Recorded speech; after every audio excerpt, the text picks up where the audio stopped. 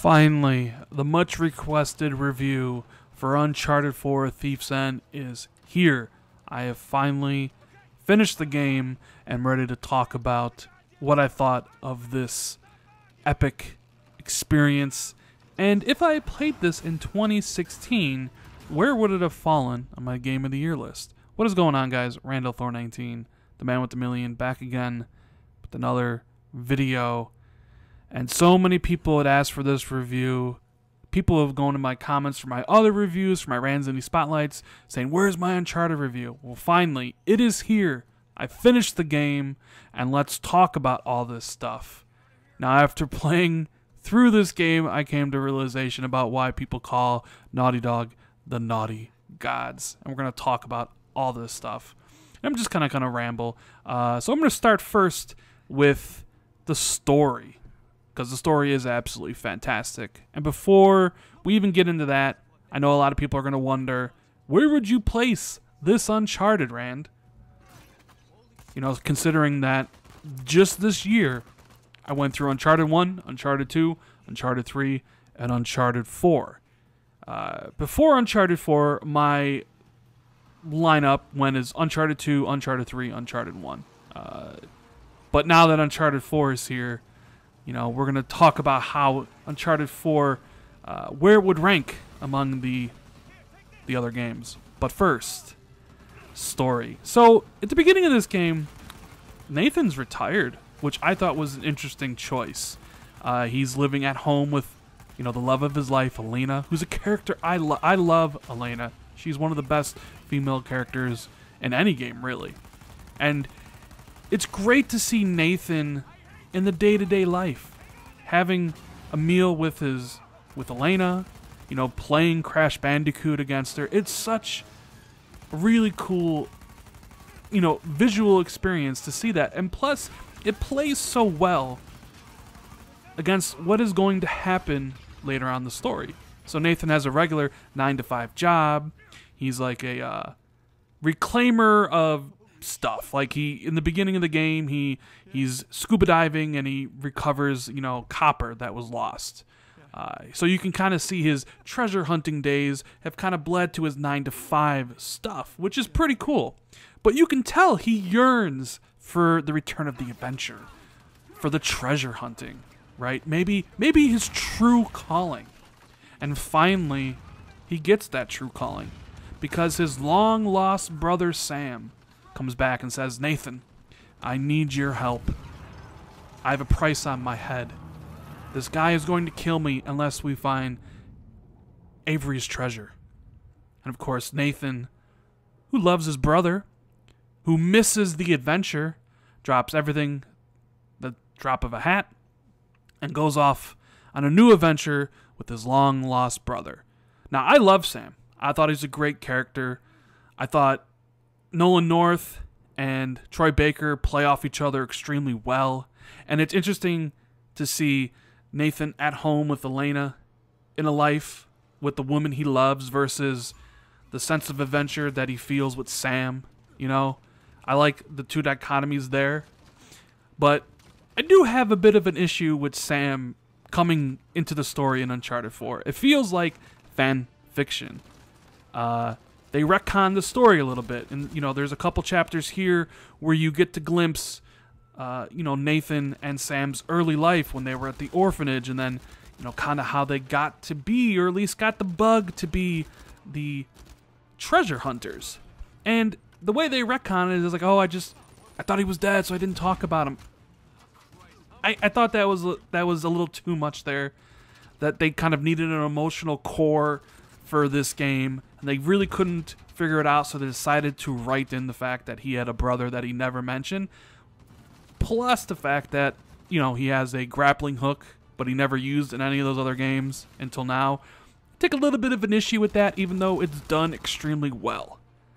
So, Nathan and Sam, two brothers that have bonded over their love of treasure hunting after their parents, go on a journey to discover Captain Pirate Avery's treasure. And it's so cool because it reminded me of one of my favorite films as a kid, The Goonies. and Captain One-Eyed Willie, going after this famous pirate who had all this treasure. And it was really cool seeing all the different locations they would go to follow the clues that Avery set.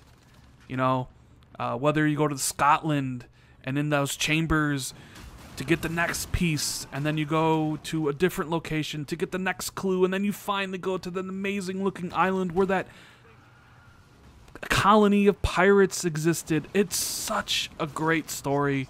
Even though it's not as epic as, say, finding, you know, the city of El Dorado or the lost city of Shangri-La, it's still really cool because it reminded me of one of my favorite movies as a kid growing up. So I really enjoyed the treasure hunt. I enjoyed that aspect of the game.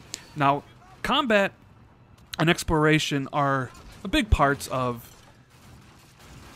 Uncharted, and I felt that this is the best version of it. Combat felt much better than Uncharted 3, and I love the wider arenas that the game gives to you.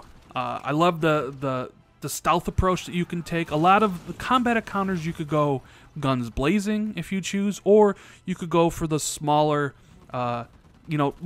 take more time, go through the weeds, and take out the enemies one by one stealthily. They added a new system where if you aim down sights and click the stick, you can mark enemies on the map, which is very useful for keeping track of where the enemies are. I found that I use that all the time because when presented with a stealth mechanic, I will always try to go through the level as stealthily as possible.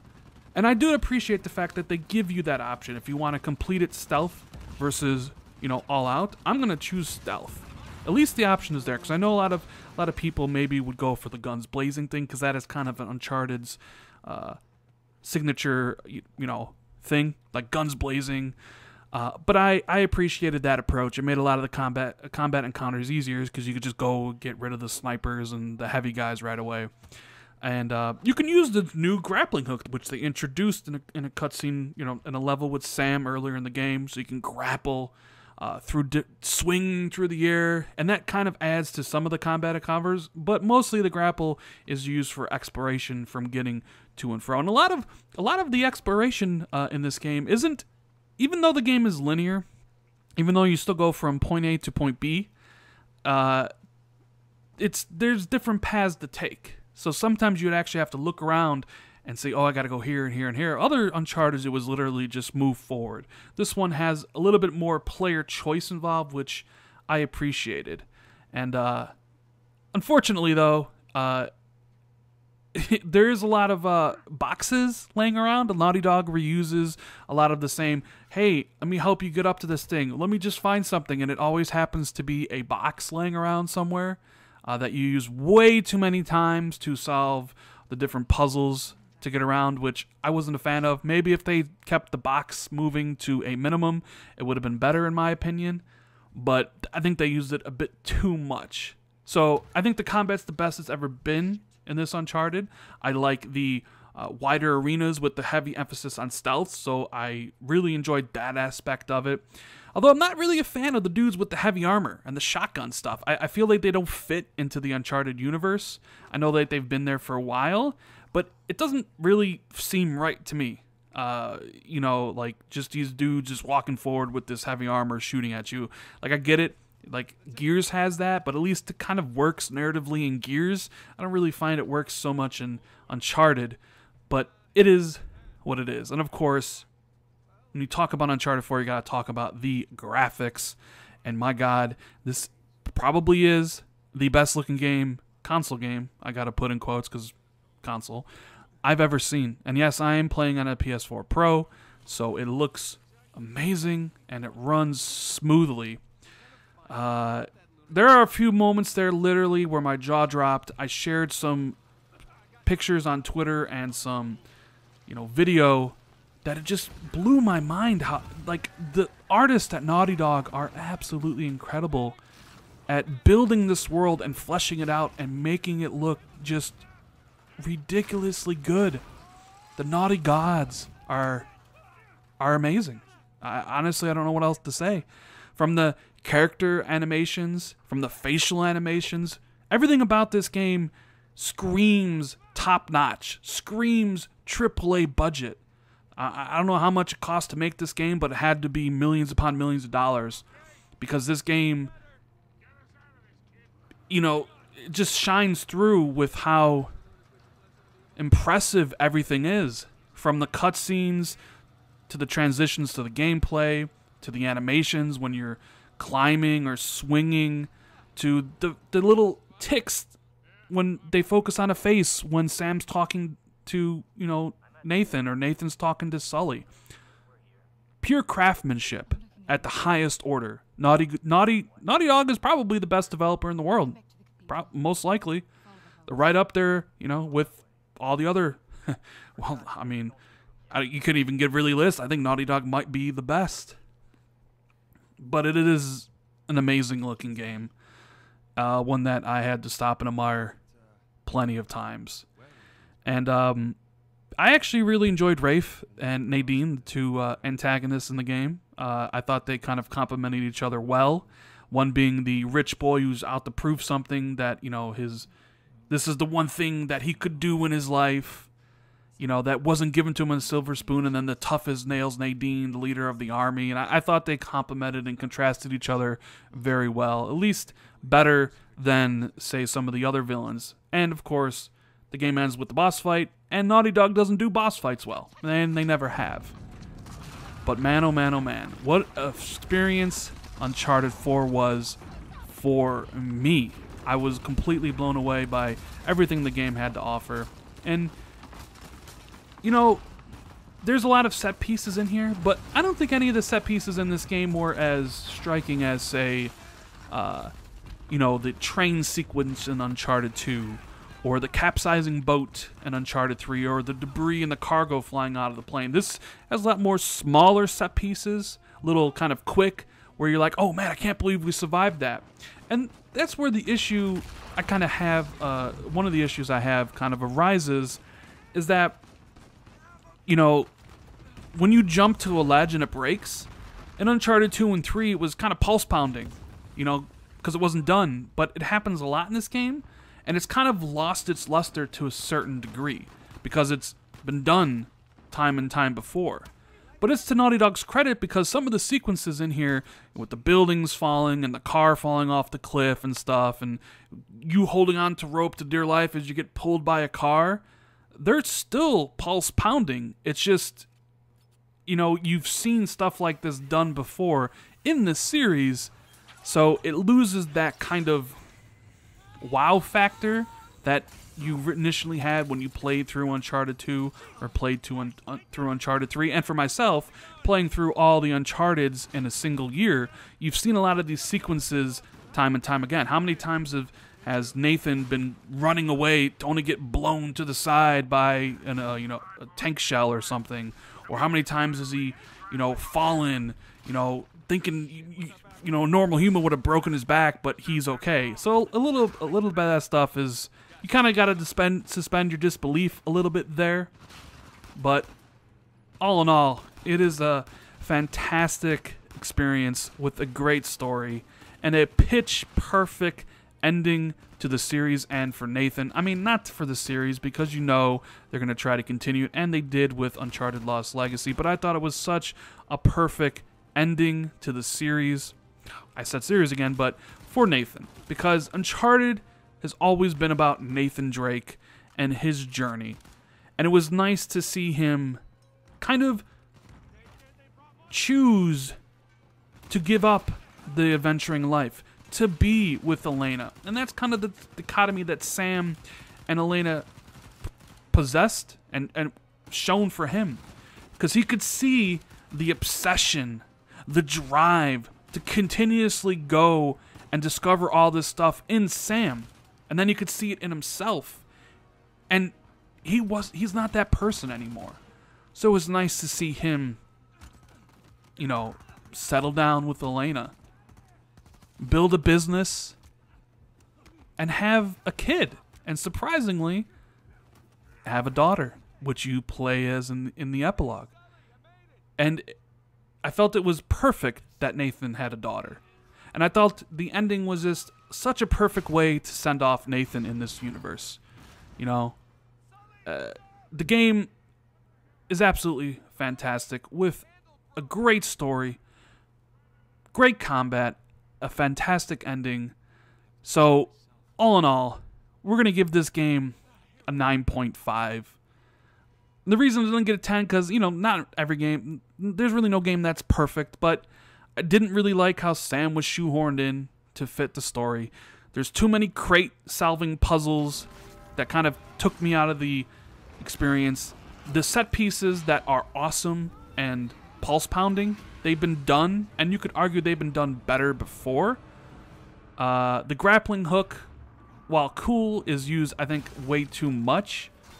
And then I honestly didn't have a problem with all the slow stuff because I love character backstory. I love character building. I love hearing stuff about it. And I just love walking around and looking at stuff. So, like, I know a lot of people consider this game a lot of slow, but I'm fine with that. In fact, I love that stuff. So I'm going to give this game a 9.5. I think it is the best Uncharted by far. My ranking would be Uncharted 4, Uncharted 2, Uncharted 3, and Uncharted 1. And it's really kind of interesting when you play all the Uncharteds in a single year, like I did, to see the progression of Uncharted as a series and Naughty Dog as a developer as you go through all 4 of those games. How they matured as a developer, how they matured in their storytelling, because at first it was that pulpy Indiana Jones treasure thing. Like, there wasn't really anything to say in the story other than, like, get treasure and have some cool set pieces, to this where it was, about love, loss, obsession. A lot of this game, to me, had to deal with the theme of obsessing and kind of choosing to let go. So Naughty Dog not only improved upon the combat, the locales, but they improved as storytellers, and I think The Last of Us has a lot to do with that. Now, as for games in 2017 that I played, Uncharted 4 is the second best game I played this year. And the best game I played this year, of course, is The Last of Us. I still think Last of Us is Naughty Dog's pinnacle achievement. The best game on PlayStation, with Uncharted 4 coming a very close second. I think Joel and Ellie and the world of Last of Us is a little bit more realistic and down to earth than the fantastic treasure hunting of Nathan Drake. So that would be that.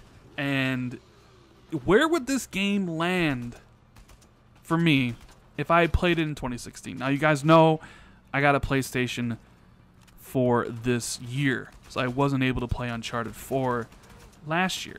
And it would be in my top 3.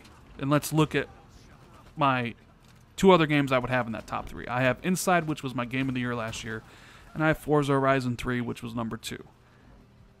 I would slide Uncharted 4 in there. Each one of those 3 games are masterpieces, in my opinion, of their respective genre. Inside is a masterpiece of the cinematic platformer. Forza Horizon 3 is the best racing game ever made, in my opinion. And Uncharted 4 is a masterpiece in its own right for that kind of third-person adventure, action-adventure game.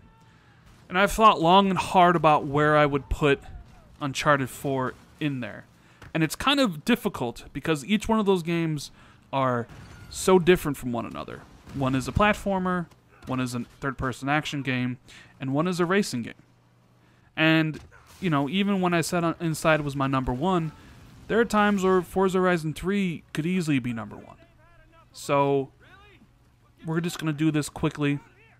Uncharted 4, if I had played it last year, would have been my number 1 game. It would have unseated Inside. I would have had Uncharted 4 at number 1, Inside at number 2, and Forza Horizon 3 at number 3, although you could honestly mix and match those in any order and would be perfectly fine, because each one of those games are masterpieces in their own right. So what's next for me in the Uncharted series? I know Lost Legacy is out, but I want to take some distance between me and Lost Legacy because I played 4 games of Uncharted.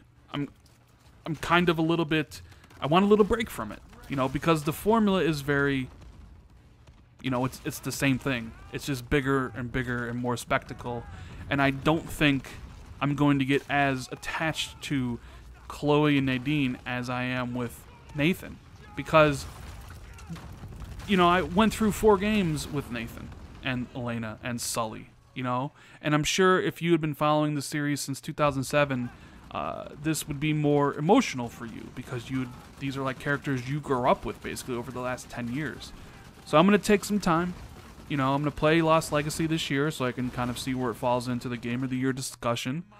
But I'm not going to play it right away. I got some other things I need to do. Got some other PlayStation games I need to play. We got Cuphead and Forza Motorsport 7 this week and a bunch of other games coming up. But I'm going to get to it, and I'm going to get to Horizon as well. So yeah, that is my review for Uncharted 4: A Thief's End, 9.5. The second game, best game I played this year behind Last of Us. If I played it in 2016, it would be my game of the year. I absolutely love this game. Naughty Dog are the Naughty Gods. I couldn't recommend this more. And I love Uncharted, man. I love Uncharted 4. What else can I say? Anyways, guys, I hope you enjoyed the video. If you did, please hit that like button. Consider subscribing for more content. And I'll see everybody later. Have a good one, guys.